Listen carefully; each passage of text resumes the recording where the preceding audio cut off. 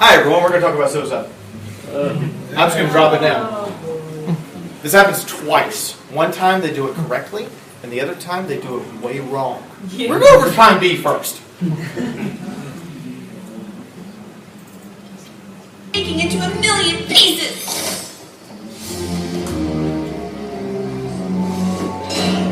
Come on, I'm just going to let this play. I'm not going to say a word. Come and see the pathetic and friendless I'll let you figure out. Way to go, dum-dum. You really messed it up this time. Repentance Tour. It's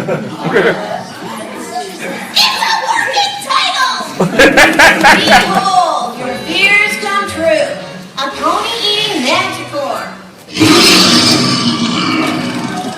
For tonight, the great and powerful Trixie will be performing the Moonshot Manticore Meltdown. Which we know she can't do.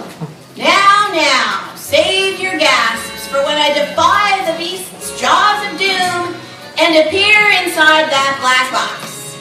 I was supposed to perform this trick with my great and powerful assistant, who was also my great and powerful friend. Starlight, when I first came to Ponyville, Princess Celestia gave me room to make my own decisions and my own friends.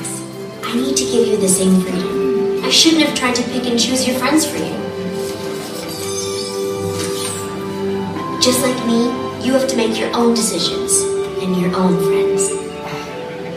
But what if Trixie really was using me just to one-up you?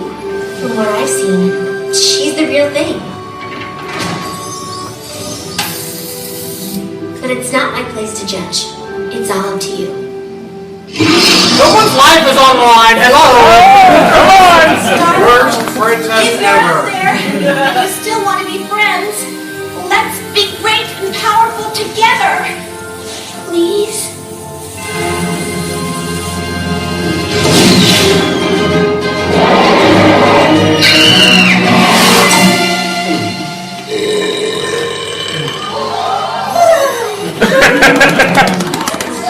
Cut the credits.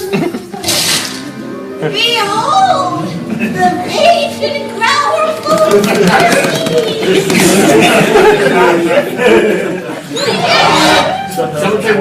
Now we all laugh because it's humorous and it's hilarious and it's taken to a cartoonish level.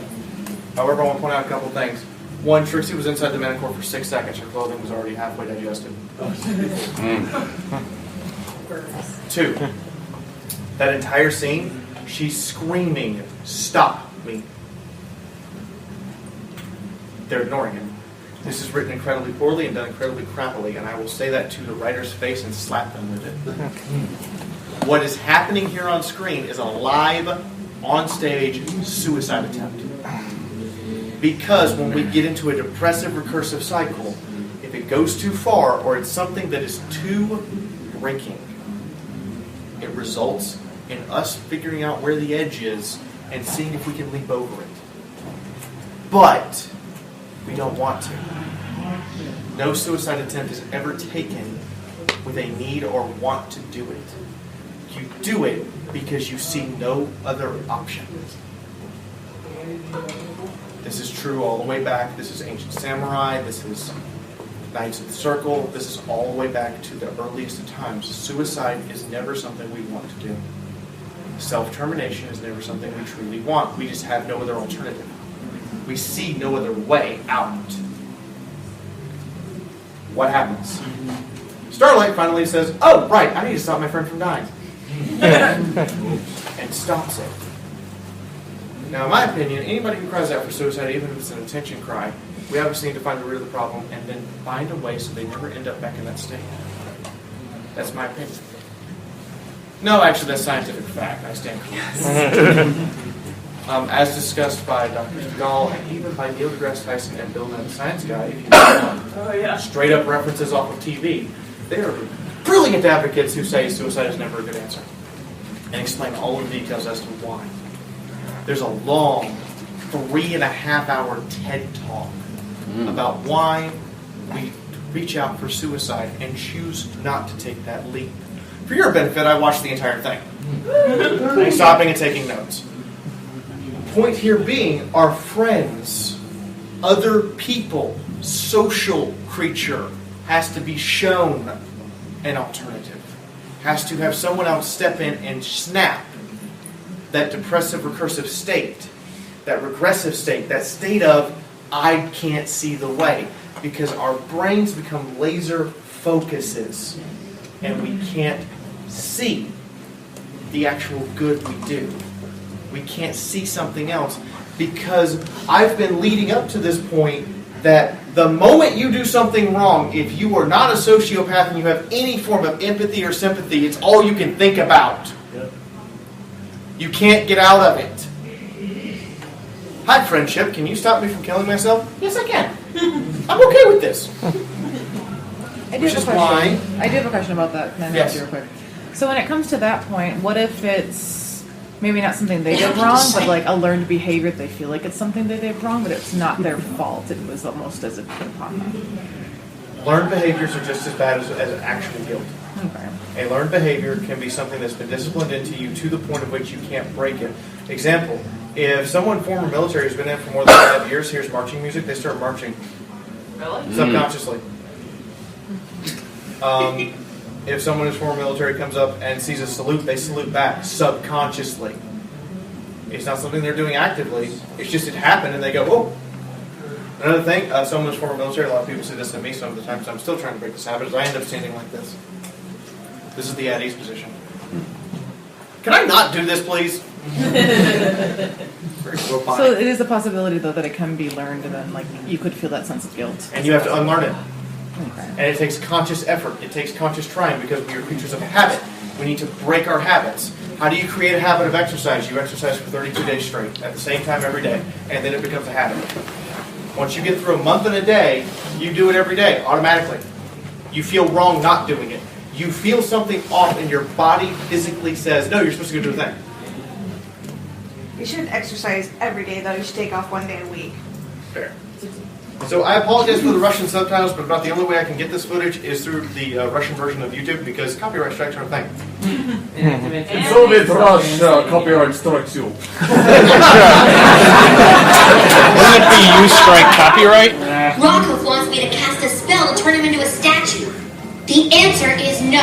Good answer! It should be funny, because I wouldn't be here to be turned into a statue if Twilight hadn't cast a spell in the first place.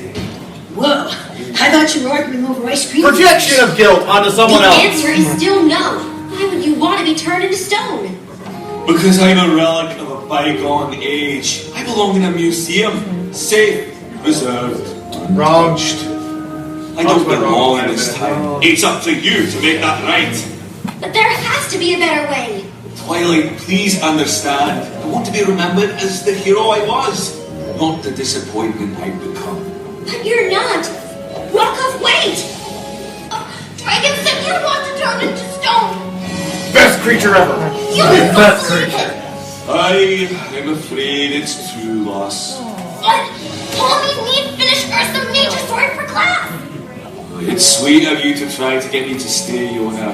But I'm afraid old stories like mine aren't worth anything in this day and age. Fine. If Pony no want to tell Yona's story, then Yona tell Pony's story.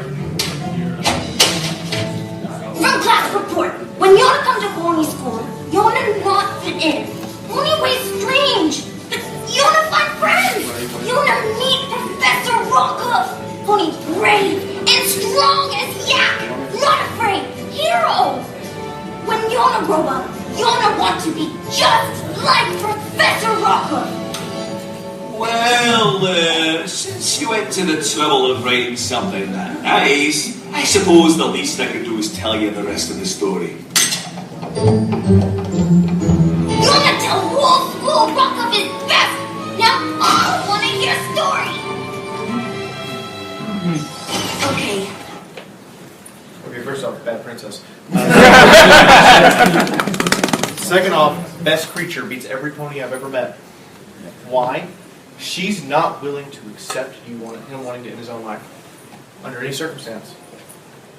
Even Twilight had given up. The point here being, she cites his past accomplishments as affecting others around him in a way that is significant. She's breaking the guilt cycle, she's breaking the depressive cycle, and more importantly, she's forcing him to see that he doesn't have to do anything creative or anything work-related anymore. He can use his experience to influence the experience of others. And sometimes that's all you need. What happens with football players? They become coaches. What do coaches do? They train football players. How do they know how to train them? Experience.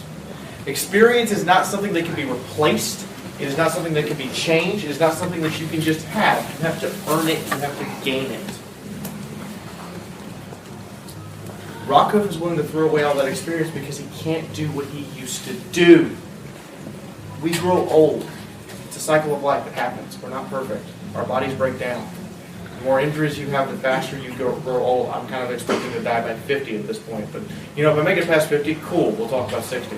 The point here being that he can't see any new accomplishment because he's so focused on trying to repeat the past. Nostalgia is great. Nostalgia teaches us from the past, but we have to look at what we're doing right now that's making things better for those around us. Preach it. I can stand up here and preach all night. I'm actually doing this based on science. Suicide is hard to contemplate for some people. For other people, it's something you think about all the time. What if I just jumped in front of the train? What if I just leap off the 17th floor here? Anybody miss me? Anybody notice? The answer is yes. At the very least, there's going to be somebody who's going to come clean you up. Better bring a spatula and a garbage bag. But, for instance, so long as a person maintains emotional capacity, one second, you will influence others with all of your actions. As long as those others around you maintain emotional capacity. I have a book. 71 people are in it. I don't want 72 anytime soon. Those 71 people are no longer with us. They either died by their own hand, died by an accident, cancer, disease, you name it, but they had a major impact on me. And when I found out they were gone, I cried and was non-functional. So how do I commemorate them? I have my little book. That book is important to me. It's not important to anybody else. But the point here is, even in death, something will be significant. But death is the finale. That person can no longer influence me beyond what I remember of them. They can't make new memories. New memories are much more powerful than old memories. Example.